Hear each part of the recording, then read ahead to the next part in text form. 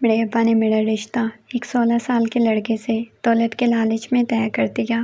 कहने लगे शादी के बाद सारी जायदाद अपने नाम करवा कर तलाक ले लेना। मैं भी लालच में आ गई और मान गई। मेरी शादी अब्बा के दोस्त के बेटे के साथ हो गई। शादी की रात जब वो कमरे में आया तो मैंने उसे अलग सोने के लिए कह दिया, लेकिन वो 16 साल का कोई बच्चा नहीं था। उसने मुझे बेड पर धक्का दिया और मेरे साथ रात भर। रजब मेरे बाबा के दोस्त का बेटा था, जिसकी उम्र इस वक्त 12 साल थी जब वो हमारे घर रहने आया था। रजब के मामा बाबा की हादसाती मौत के बाद मेरे अब्बा उसे गांव से शहर हमेशा के लिए अपने घर ले आए। रजब का इस दुनिया में कोई भी नहीं था, इसलिए मेरे अब्बा के पास दूसरा कोई चारा नहीं था। वो रजब को अपने पास ले आते। रजब के बाबा और मेरे बाबा आपस में भाइयों जैसी मोहब्बत थी। दोनों आपस में सगे भाइयों की तरह ही रहते थे। उस वक्त मेरी उम्र 17 साल थी जब रजब हमारे घर आया। उस वक्त वो रो रहा था। उसके लिए उसके माँ बाप के बिछड़ जाने का सदमा बहुत बड़ा था। उसने अपने माँ बाप को खोया था। मैं उसे छोटे भाई की तरह समझती थी। उसके गम में के मौके पर उसे गले लगाकर तसल्ली देने लगती, उसके आंसू साफ करती, उसे कहती कि तुम मेरी माँ को अपनी माँ समझ लिया करना। जब वो अपनी माँ को याद करके सिसकियाँ भर भर के मामा को पुकारता, मेरा और मेरी माँ का दिल फट जाता। मेरी माँ भी उसे बहुत प्यार करती, लेकिन वो धीरे धीरे मुझसे बहुत ज़्यादा अटैच होने लगा। घंटों मुझसे अपनी माँ की बातें करता, अपने बाबा की बातें करता। रजब के बाबा ने सारी जायदाद उसके नाम कर रखी थी, इसलिए रजब के पैसे उसके पास आते रहते थे और वो पैसे इतने होते थे कि उसके खर्चों के साथ साथ हमारे खर्चे भी उन्हीं पैसों से पूरे होने लगे। मेरे बाबा का कारोबार बहुत छोटा सा था। हम मुश्किल से ही अपनी ज़रूरियात को पूरी कर पाते थे, लेकिन अब तो हमारे घर में हर ऐशो आराम होने लगा, क्योंकि अब रजब का सारा पैसा मेरे बाबा के पास आने लगा। रजब अक्सर शाम को मुझे कहता कि उसके साथ आंख मचौली खेला करूं, कंचे खेला करूं। मैं भी उसका जी बहलाने के लिए उसके साथ कंचे खेलने लगती। वो मुझसे ही पढ़ने लगा था। मैं भी अपने माँ बाप की इकलौती बेटी थी।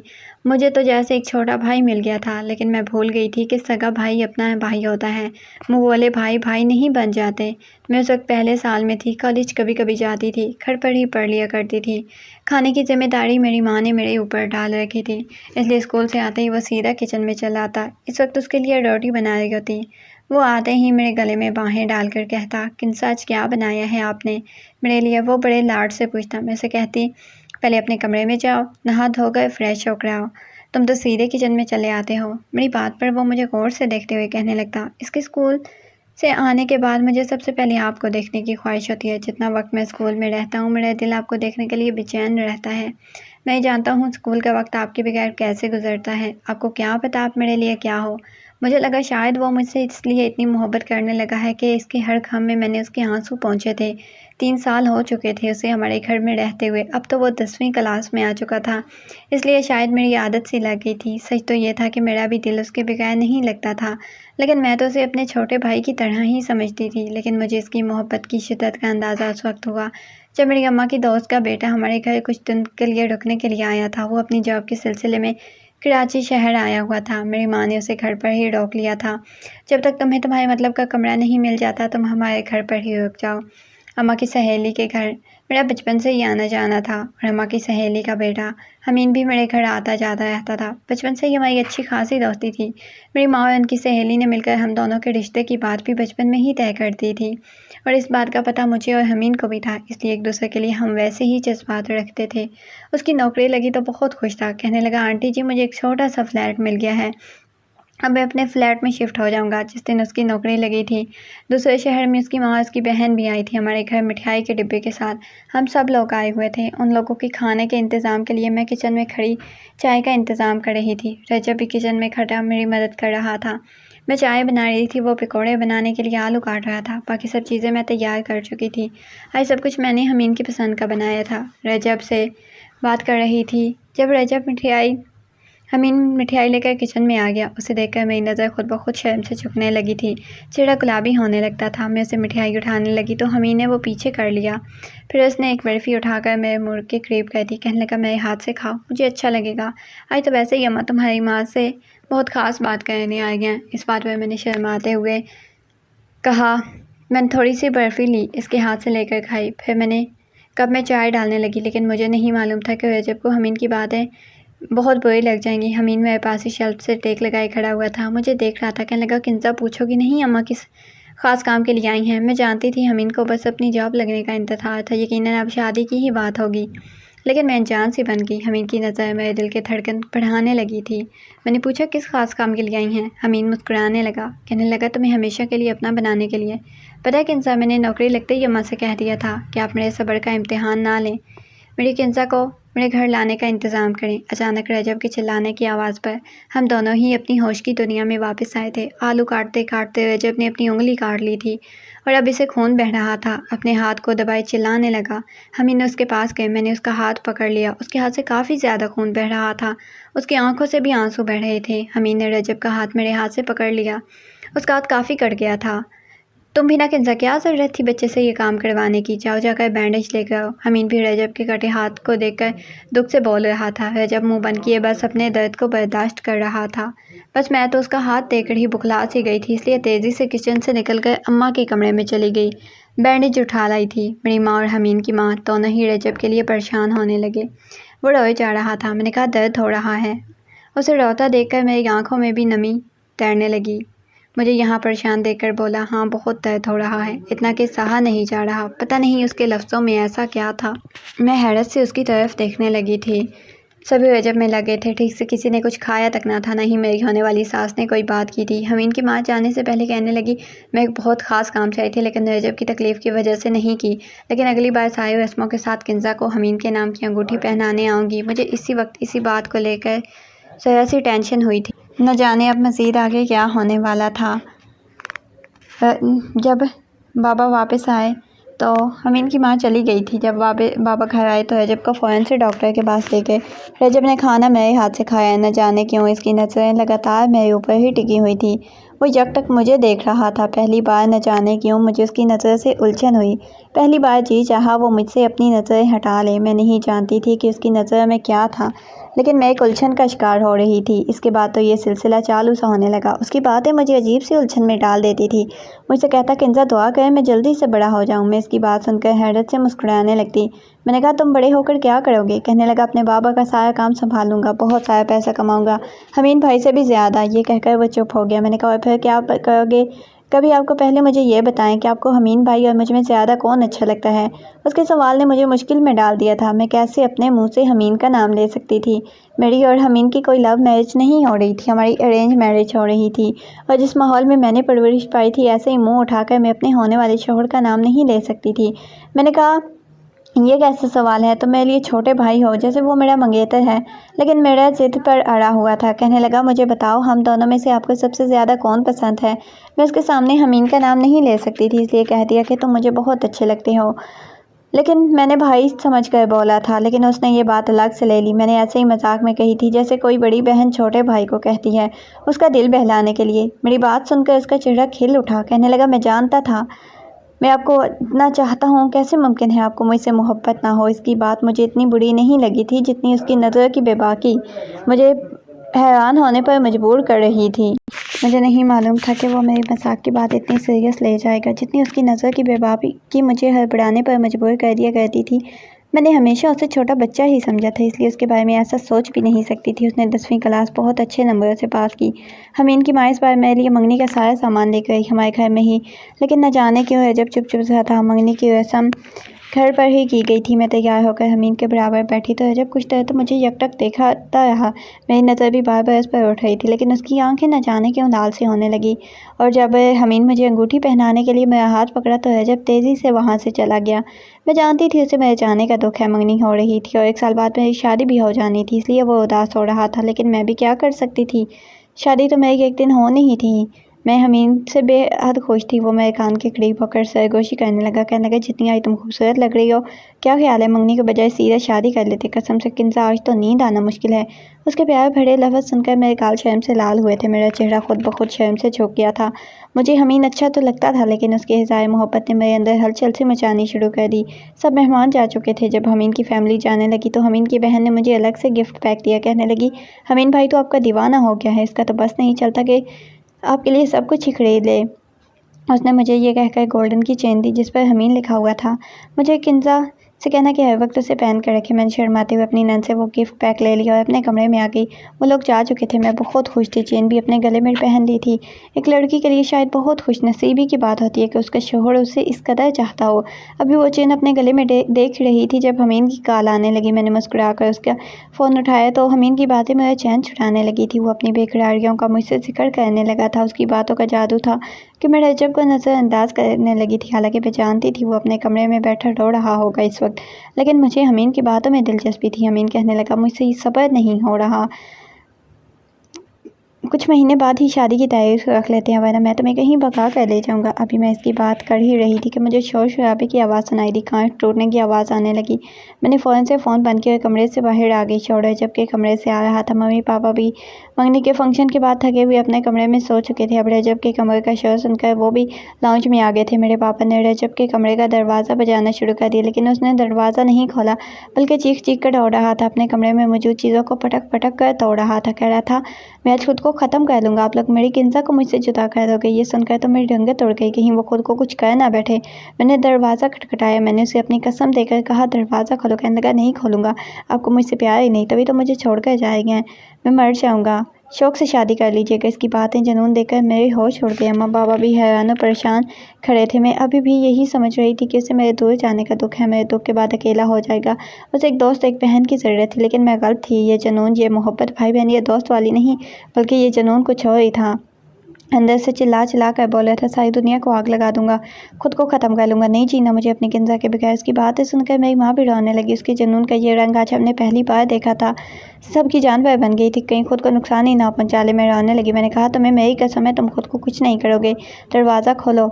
मैं सोच भी नहीं सकती थी कि वो इस तरह कोई कदम उठा सकता है। मैंने हाथ छोड़कर रोते हुए उसकी मिन्नती की थी। मैंने तब जाकर उसने दरवाज़ा खोला। वो बुरी तरह से रो रहा था, आंखें लाल हो चुकी थी। अचानक ही वो मेरे गले लग गया, मुझे अपने साथ भींच लिया। अगर वो मुझे छोड़ेगा तो कहीं भाग जाऊंगी। उसका दिल इस वक्त तेज़ी से धड़क रहा था।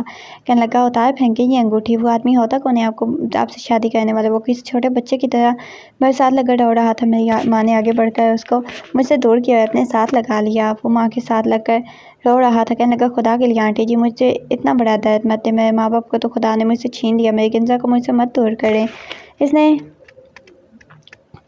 माँ उसे सहलाने लगी। मुझे अपने कमरे में जाने का इशारा कर दिया। मैं वापस अपने कमरे में आ गई। अभी मैं इसी उलझन में थी कि अब मैं मोबाइल बेचने लगा। मैंने फ़ोन पर देखा तो हमीन की कॉल आई थी। मैं इस वक्त इतनी उलझन का शिकार थी कि कोई रोमांटिक बात नहीं कर सकती थी। मैंने यही सोचा कि उसे कह दूँगी मुझे नींद आ गया, किसी और दिन बात करेंगे, लेकिन मेरे फ़ोन उठाते ही वो भड़क उठा। कब से तुम्हें लगातार फ़ोन कर रहा हूँ। अचानक से फ़ोन बंद करके कहाँ चली गई थी। पहली बार उसके कहने का अंदाज़ इतना सख्त था कि मैं उसे क्या बताती, मैं किस उलझन में फंस गई थी। मैंने कहा, अम्मा की तबीयत कुछ ठीक नहीं थी, मुझे इसलिए झूठ बोलना पड़ा। यही बहाना मुझे इस वक्त सही लगा था। ये सुनकर हमीद चुप हो गया, फिर अपने रवैये पर माफ़ी मांगने लगा और माँ की खैरियत पूछने लगा। मुझे फिर से प्यार भरी बातें करने लगा, लेकिन मैं दिमागी तौर पर परेशान हो चुकी थी। एक तरफ हमीद जल्दी शादी पर अड़ा हुआ था, दूसरी तरफ जब इस सच्चाई को मानने को तैयार ना था। मैं हमेशा उसके पास नहीं रह सकती थी। अगर मुझे कभी ना कभी तो शादी करनी थी। सच तो ये था कि मैं भी उससे बेहद मोहब्बत करने लगी थी। बंधन ही कुछ ऐसा था, वो मुझे चाहता था। कैसे मुमकिन था मेरा दिल उसके लिए जज्बात ना बदलते। रात को कई घंटे जब मुझे अपने पास बैठा कर रखता, मुझसे दर दर के किस्से सुनाता कि कमरे से उठकर चली ना जाऊँ। शायद वो जानता था कि रात को मुझसे हमीन बात करता है। बार बार घड़ी देखती रहती, उसे सोने का कहती। जब से जान छुड़ाकर जैसे तैसे कमरे में आती तो हमीन पूछने लगता, किधर थी तुम? रोज़ रोज़ क्या बहाने बना सकती थी। एक बार हमीन से कहने लगी, मुझे नखरे दिखाने लगी हो, तुम्हें मुझसे मोहब्बत ही नहीं है। मैं पूरा दिन ऑफिस में थका हारा आता हूँ, रात को कुछ देर तुमसे बात करना चाहता हूँ, तुम रात के 1-1 बजे तक मेरा फ़ोन नहीं उठाती हो। चाहती क्या हो तुम? मुझे अब बदगुमान सा होने लगा था। मैंने डरते हुए इसे बता दिया, मैं रजब के पास आती हूँ। जब से उसके मामा बाबा की मौत हुई है वो मुझसे कुछ ज़्यादा अटैच है। जब तक मेरी बात ना कर ले सोता नहीं है। मुझे लगा हमीन मेरी बात को समझेगा, लेकिन वो तो मुझ पर ही गुस्सा करने लगा। कहने लगा, तुम्हारा रात के वक्त इसके कमरे में क्या काम है? मैंने कहा, क्या हो गया है आपको? रजब छोटा बच्चा है, मुझे बड़ी बहन समझता है। वो कहने लगा, इतना छोटा भी नहीं है, 2 महीने बाद 17 साल का हो जाएगा। बस आज के बाद तुम इसके कमरे में नहीं जाओगी। मैंने जैसे तैसे करके हमीन का मूड ठीक है। कुछ दिन बाद ऐसा हादसा हुआ कि हमारे साथ पेश आया कि मेरी ज़िंदगी ही बदल कर रह गई। मेरी शादी की तारीख पक्की हो गई। 15 दिन बाद मेरी शादी थी। हमीन का एक्सीडेंट हो गया, उसकी टांग बुरी तरह से फ्रैक्चर हो गया, उस पर प्लास्टर चढ़ गया, टांग की हड्डी टूट चुकी थी और मेरा रो रो कर बुरा हाल था। इस वक्त रजब था जो मेरे आंसू साफ कर रहा था। मेरी शादी धड़ी की धड़ी रह गई, यहाँ तक कि हमीन की नौकरी भी छूट गई। बाबा के काम का सिलसिला भी खत्म हो गया था। जब से रजब के बाबा की ज़मीनों के पैसे आने लगे थे, बाबा ने अपने काम पर ध्यान देना छोड़ दिया था। हमीन की टांग का ऑपरेशन करवाना बहुत सही था। हमीन के हालात ऐसे ना थे। पापा ने सोचा कि अगर रजब अपनी ज़मीनों का कुछ हिस्सा बेचते तो हमीन का ऑपरेशन हो जाएगा और मेरी शादी भी। लेकिन मसला ये था कि वो 18 साल का नहीं था। अगर इसकी शादी किसी 18 साल की लड़की से हो जाती तो वसीयत के मुताबिक वो लड़की रजब की जायदाद की मालिक बन जाती। रजब की इजाज़त से प्रॉपर्टी बैठ सकती थी। इसलिए जब ये बात मुझसे मेरी माँ ने कही तो मैं हैरत के समुद्र में गोते खाई थी। मैंने कहा, माँ आप क्या कहेंगे? मैं उसे भाई समझती हूँ, ऐसा हरगिज़ नहीं कर सकती। दूसरा कोई रास्ता नहीं था हमारे पास। कहती क्या ना कहती, ऑपरेशन बहुत सही था जिस पर लाखों रुपये चाहिए थे। अगर उसका ऑपरेशन ना होता तो उसकी टांग खराब हो सकती थी। डॉक्टर टांग काटने का भी कह रहे थे। मैंने कहा, रजब मुझे अपनी बहन समझता है, कभी भी मुझसे शादी के लिए राज़ी नहीं होगा। आप क्यों हमारा इम्तिहान ले रही हैं? फिर रजब ने पूरे 5 साल पढ़ी हूँ। अम्मा कहने लगी, बस कागजी शादी करनी, इसके बाद तुम्हें मकसद करके दुआ नहीं भेजना, सिर्फ शादी के पेपर साइन करने जिससे वकील को दिखा सके कि रजब और तुम मियाँ बीवी। इसके बाद तुम्हें पावर ऑफ अटॉर्नी मिल जाएगी तो हमारे सारे प्रॉब्लम सारा हो जाएंगे। मैंने कहा, हमें कोई कभी भी यहाँ बर्दाश्त नहीं करेगा। अम्मा कहने लगी, वो बहुत मजबूर है, इसे सब बता दिया है और इसे बात पर कोई एतराज़ नहीं है। मैं हैरान थी, वो तो मुझे रजब के करीब नहीं जाने देता था। अब कैसे उसने रजब से शादी के लिए मान गया था। मुझे ये सब अच्छा नहीं लग रहा था, लेकिन मैं हालात की नज़ाकत को देखते हुए खामोश हो गई। मुझे मजबूरी में शादी किया था। वो 17 साल का था और मैं 22 साल की थी। शादी मैंने बहुत ही सादगी से की थी क्योंकि सिर्फ काजी की शादी थी, इसके अलावा और कुछ भी नहीं था। लेकिन शादी के तीसरे दिन ही रजब मुझसे कहने लगा, किंजा तैयारी कर लो, हम लोग गाँव जा रहे हैं। मैंने कहा, अब मैंने क्या कहना है, ज़मीनों का काम है वही जाकर होना है। मेरे पापा भी गाँव जाने को तैयार थे ताकि रजब का सब कुछ मेरे नाम लग जाए, ज़मीनों का कुछ हिस्सा बेच कर ऑपरेशन करा सके। लेकिन रजब ने मना कर दिया। कहने लगा, अंकल जी बस कुछ दिन की बात है, आप मैं कर लूँगा सब कुछ। आप वहाँ जाकर क्या करेंगे? वहाँ शहर के मुकाबले गांव बहुत सर्दी, आप तो वैसे मौसम की पकड़ में जल्दी आ जाते हैं। ये बात सच थी, इसलिए मैंने भी अपने माँ बाप को मना कर दिया कि वो मुझे अपने साथ लेकर अकेले ही आ गया। 15 घंटे का थका देने वाला सफ़र करके गाँव पहुँची तो हवेली बहुत बड़ी थी जिसे उसने अपने माली से कहकर खुलवा दिया था और इसकी साफ़ सफाई भी करा दी थी। मेरा थकन से बुरा हाल था, मैं सोना चाहती थी, लेकिन रजब ने मुझे एक फैंसी साड़ी निकाल कर दी। कहने लगे, इसे पहन लो, कुछ जान पहचान वाले तुमसे मिलने आने वाली हैं, मेरी दुल्हन को देखना चाहती हूँ। उसके कहने पर मैंने वो साड़ी से तन कर ली। इसके बहुत से गाँव वाले मिलने आए। रात के तक मैं थकान और नींद से बेहाल हो चुकी थी, इसलिए अपने कमरे में चली गई। मेरा इरादा आराम करने का था, इसलिए जैसे ही मैंने अलमारी से अपना सादा सा सूट निकाला, मेरे कमरे का दरवाज़ा खुला। रजब मेरे कमरे में दाखिल हुआ, कमरे का दरवाज़ा भी बंद कर दिया तो उसकी हरकत देखकर ठीक से हैरान भी नहीं हो पाई थी। जब वो मेरे बिल्कुल पास पहुंच गया, मेरे हाथ से वो सादा सा नाइट सूट पकड़ा और वापस अलमारी में रख दिया। कहने लगा, इतनी भी क्या जल्दी है किंजा? पहली बार उसने मुझे सिर्फ नाम से पुकारा था। मैंने कहा, थक चुकी हूँ, सोना चाहती हूँ। मेरी बात पर वो मुस्कुराने लगा। कहने लगा, ऐसे कैसे सो सकती हो? मुझे तुमसे आज बहुत सारी बातें करनी, ये बताने तुमसे कितनी मोहब्बत करता हूँ। मेरा हाथ पकड़ कर वो कह रहा था, फिर मुझे बेड पर जाकर बिठा दी। उसके पतले देवर देखकर मेरा दिल धड़कना भूल गया। मैंने कहा, तुम जाओ यहाँ से, मुझे तुमसे कोई बात नहीं करनी। लेकिन इस पर तो जैसे मेरी किसी बात का असर ही ना हुआ। कहने लगा, इस रात का मैंने बड़ी बेचैनी से इंतज़ार किया, कैसे मुमकिन है आपको छोड़कर चला जाऊँ?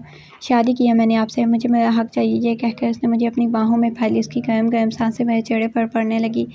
मुझे अपना आप चलता हुआ महसूस हो रहा था। उसकी बाहों से निकलने की कोशिश करी थी, लेकिन वो मुझे मजबूती से पकड़े हुए था। मैंने कहा, तुम जानते हो ये शादी मेरी मजबूरी थी। मैं हमीन से मेरी बाकी की बात उसने मुंह में ही रख दी। पूरी खाने से पहले ही उसने रख दी। कहने लगा, मेरी बीवी हो तुम, तुम्हारे मुँह से अब किसी गैर मर्द का नाम ना सुनो। ये कहकर उसने मुझे बेड पर धक्का देकर लेटा दिया। मेरे ऊपर से साड़ी का पल्लू भी हटा चुका था। कहने लगा, किंजा मैं तुमसे कितनी मोहब्बत करता हूँ, इसका अंदाज़ा तुम्हें हो जाएगा। हमीन को तुम्हें इतनी मोहब्बत दूंगा कि तुमसे संभाली नहीं जाएगी। पहली बार तुम्हारे घर गया था, तुमने मुझे तसल्ली दी थी, मुझे गले लगाया था, तभी से मुझे तुमसे मोहब्बत हो गई थी। इसकी मजबूत बाहों से मुझे निकलने नहीं दिया। मेरी आंखों में बेबसी से आंसू टपक पड़े। सब वो अपनी किस्मत पर आंसू भा रही थी, जैसे आज तक बच्चा समझकर प्यार करती रही। उसकी बेवकूफ़ी को बच्चा समझकर नज़रअंदाज करते हुए मुझे बहन समझता ही नहीं था, और जब से हमारे घर आया था मेरी मोहब्बत को गलत अंदाज में ले रहा था। उसकी मोहब्बत मेरे लिए वो जज्बात नहीं रखती थी जो एक आम मर्द किसी औरत के लिए रखता है।